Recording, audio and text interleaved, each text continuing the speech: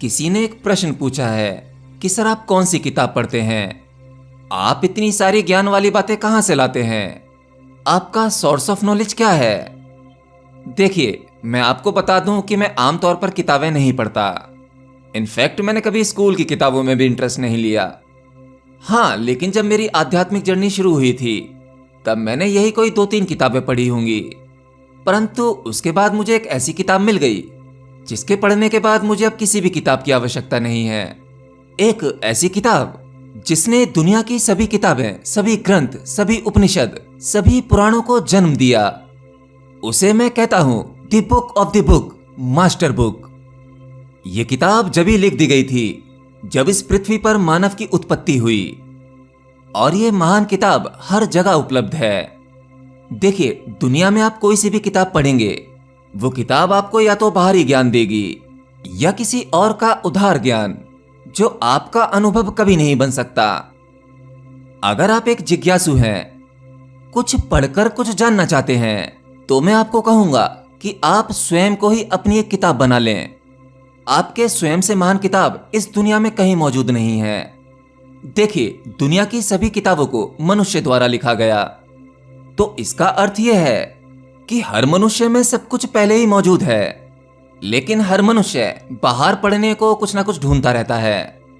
मैं आपको कहता हूं कि आप अपने आप को ही किताब बनाइए और उसे पढ़ना शुरू कीजिए।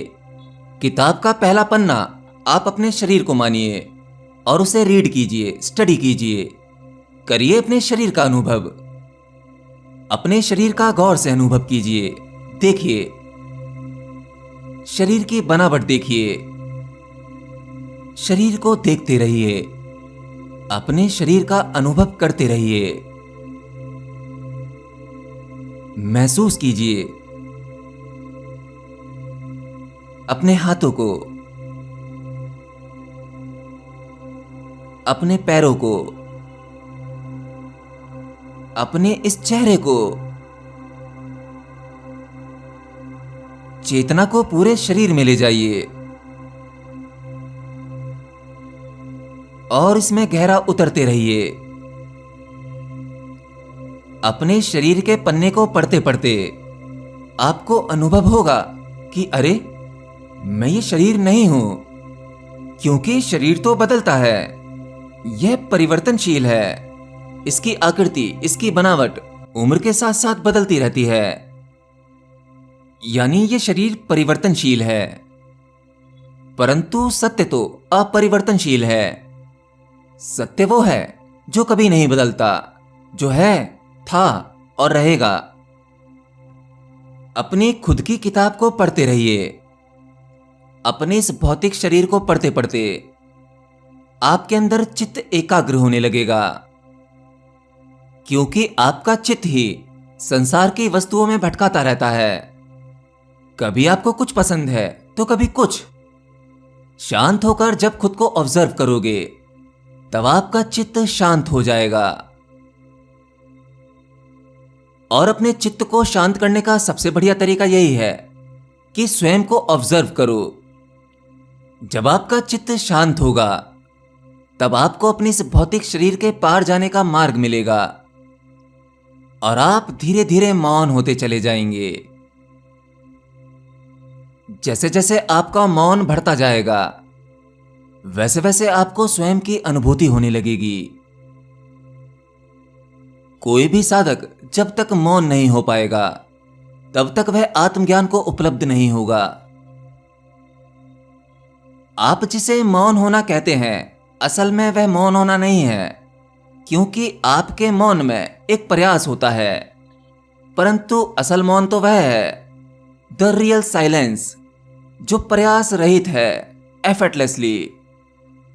जब तक एक लहर सागर के ऊपर चलती रहती है, वह स्वयं को सागर से अलग मानती है, परंतु जब वह लहर मौन हो जाती है, परम शांति की अवस्था में होती है, तब उसे ज्ञान होता है कि वह लहर अलग थी ही नहीं, वह तो स्वयं सागर थी।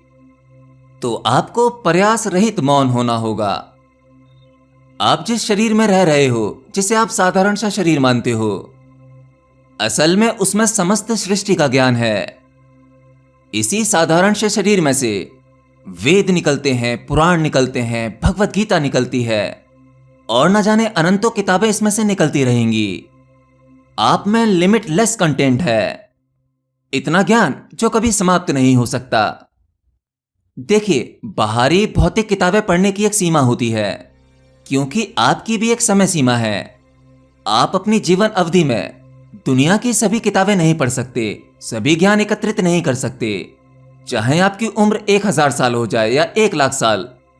परंतु आप जब स्वयं की किताब को पढ़ोगे और उसकी अनुभूति करोगे, उसको ऑब्जर्व करोगे, उसका अनुभव लोगे, तब आपका वह ज्ञान उधारी ज्ञान नहीं होगा, वह आपका स्वयं का अनुभव होगा। अरे भाई, आप वह किताब हैं जिसे पढ़ने के बाद, जिसका अनुभव करने के बाद फिर पढ़ने को कुछ नहीं रह जाता, जानने को कुछ नहीं बचता। सृष्टि की सभी रचनाएं इसी में मौजूद हैं, सभी ज्ञान आप में ही है। आप स्वयं को जानकर ही आत्मज्ञान को उपलब्ध हो सकते हैं, और स्वयं को जानने के बाद कुछ भी जानने को शेष नहीं बचता। तो मित्रों, आपको जब भी समय मिले तो आप केवल स्वयं को पढ़ो। बाहरी किताबें पढ़ने के बाद आपके जीवन में कोई खास परिवर्तन नहीं होंगे। हाँ, हो सकता है कि भौतिक रूप से आपके अंदर कुछ परिवर्तन हो जाएं, परंतु अपनी भीतरी क्रांति के लिए, स्वयं के अनुभव के लिए स्वयं को ही पढ़ना होगा।